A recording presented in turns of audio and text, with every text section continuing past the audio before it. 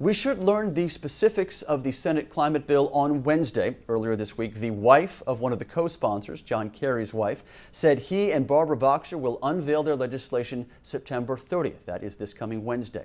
Now, back in March, Boxer said that bill will include a cap-and-trade plan. And more recently, she has hinted her legislation will also contain incentives for development of new nuclear generation, something of a surprise from the chairman of the Environment and Public Works Committee. Joining me now to discuss the possibilities at hand is Alex Flint. He is Senior Vice President for Governmental Affairs with the Nuclear Energy Institute, also formerly a leading staff member of the Senate Energy Committee, so he knows the game quite well. Alex, always good to have you with us. Thank you. Good to be here. The Boxer-Kerry bill, and I want to read what we reported here on Clean Skies News earlier this month. It came out in September from Boxer. She said there will be a nuclear title in the climate bill, although she did not elaborate.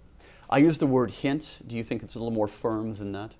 I think Wednesday, if that is the schedule, and we're hearing the same thing you are, is going to be absolutely fascinating. It'll be the first time we get to see how Senator Boxer and Senator Kerry structure their legislation with an eye to navigating both the committee and eventual floor consideration. And so the trade-offs they're going to have to make in this draft are going to be fascinating to observe just how they decide to go about it. Clearly, nuclear has risen as one of the issues that can make or break this legislation.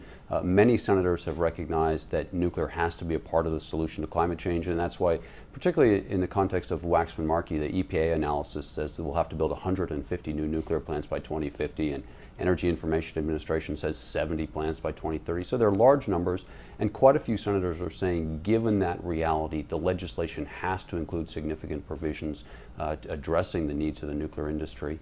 And lacking that, they'll think the legislation is not credible.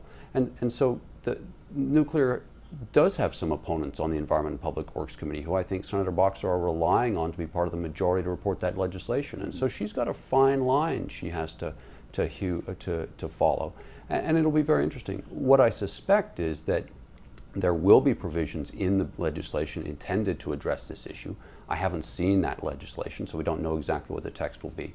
But my understanding is a lot of it will be in as placeholders. It will be intended to stimulate further conversation, to get feedback from her colleagues both on the committee and in the Senate as a whole, to get some sort of understanding as to how they would respond. I think what you'll find is that because nuclear has to play such an important role in addressing climate change, it's going to have to be a very important part of the legislation. You mentioned, Alex, the makeup of the EPW committee. It's a bit of a unique situation in that one of the leading Democrats, a subcommittee chairman, Tom Carper from Delaware, is a strong nuclear proponent. Absolutely. So she can please the majority as well as perhaps bring some of the opponents on board, or is the rift over climate change and global warming just too deep with Jim Inhofe in there? Well, I think it is an open question as to whether the rift on climate change is just too deep to overcome on that committee, and we'll have to see, and that's where the structure of the legislation is very important. There clearly is bipartisan support on some issues that affect nuclear, and you're right, the relationship between Senator Carper and Senator Voinovich is tremendously strong, and they've been outspoken advocates on behalf of building more nuclear power plants.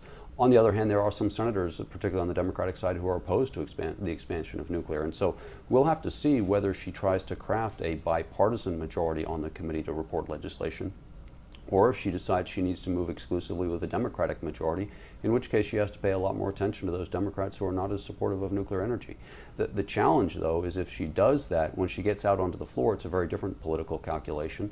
Frankly, there are a lot of supporters in the Senate as a whole for nuclear energy, and so that difference in political support is something that may be difficult for her to overcome.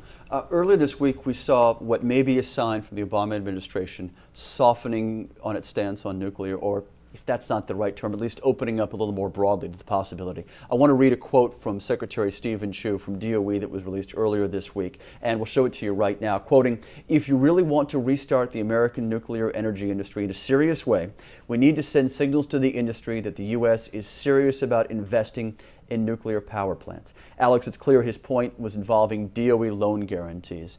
Is that a possible opening for this legislation? First of all, I will tell you that on the details, the Secretary seems to be engaging very constructively in, as it relates to the future of nuclear energy in the country and the DOE Loan Guarantee Program. As you know, that program is currently authorized to issue $18.5 billion in loan guarantees. And that covers roughly 4 to 5 projects so far. In order to complete loan guarantee agreements with just the 4 utilities with which the department is negotiating would require about double that, about $38.5 billion. So the Secretary is absolutely right. In order to continue those negotiations so that he has the possibility to successfully enter into agreements with those utilities, he needs to expand the loan volume that's available.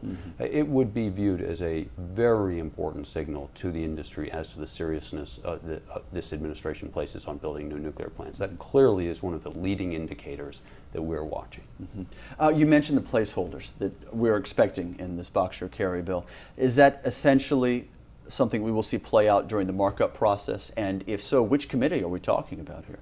Well, it's a very interesting question, and having worked on a committee in the Senate, I understand the situation that the chairwoman is facing. She wants to put in language that demonstrates goodwill and intent to work on these issues, but I recognize that she's uncertain as to exactly how some language will be received, particularly because language has not been widely circulated. We haven't seen what these placeholders might be. So what I'm expecting is that she will indicate a desire to have a nuclear title. I think she will include some provisions that are relatively non-controversial. And then I think there's going to have to be a discussion about what additional provisions might be included. And frankly, I think the most important provisions may have to be added later in the committee process. The addition of certain aspects, I want to bring up 2 possibilities, Alex, which NEI has discussed before. Expansion of the production tax credit, and also implementation of an investment tax credit. We haven't discussed that a lot with lawmakers publicly. Generally, it's the loan guarantee program that we talk about that's first and foremost on their minds. What about these 2 options? Are those worthwhile to you? Well, they absolutely are worthwhile. And when we eventually decide how the Environment and Public Works Committee and the Senate Finance Committee are going to work together, we'll have to get into that. Right now, it's not entirely clear to me as to exactly when the Finance Committee, with jurisdiction over the tax provisions, might act, and exactly how that process will unplay. But from industry's perspective, the production tax credit is tremendously important for building new plants. Our view is that a production tax credit should be applied to nuclear just the way it is to other low carbon emitting technologies. The current nuclear production tax credit has a cap on it that, should we expand to meet what the EIA and EPA forecast is necessary, would need to be increased.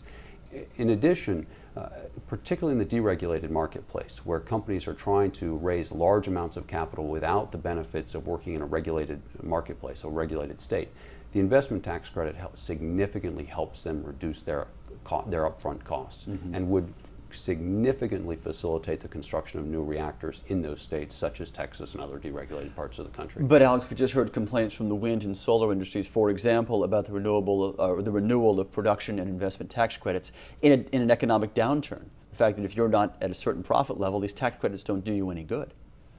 Well, first of all, I think we have to assume that the market conditions aren't going to stay the way they are. And so one of the things we're trying to do at the Nuclear Energy Institute is we're trying to plan for bringing new nuclear plants online to meet electricity demands in the 2016 or 2017 timeframe. So I have a problem making a prediction as to exactly what profitability will be and what the appetite for production tax credit will be in the years between now and 2016 and 2017.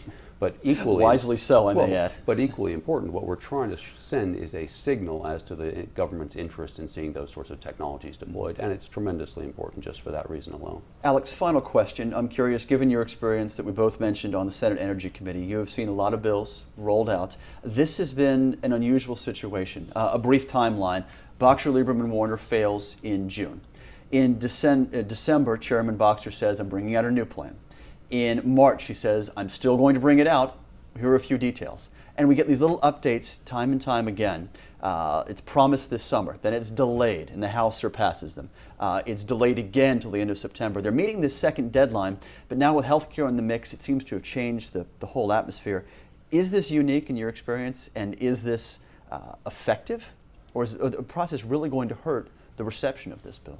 Well, I think it's fair to say that Congress rarely does things exactly the way they've done things in the past, so everything is unique in that regard. But there's a template for success, generally speaking. There are templates for success. I think as a general rule, it is very advantageous if the Congress takes the time, is deliberative, if legislation is clearly circulated, if members have the ability to talk and communicate with one another and identify where there are areas for consensus.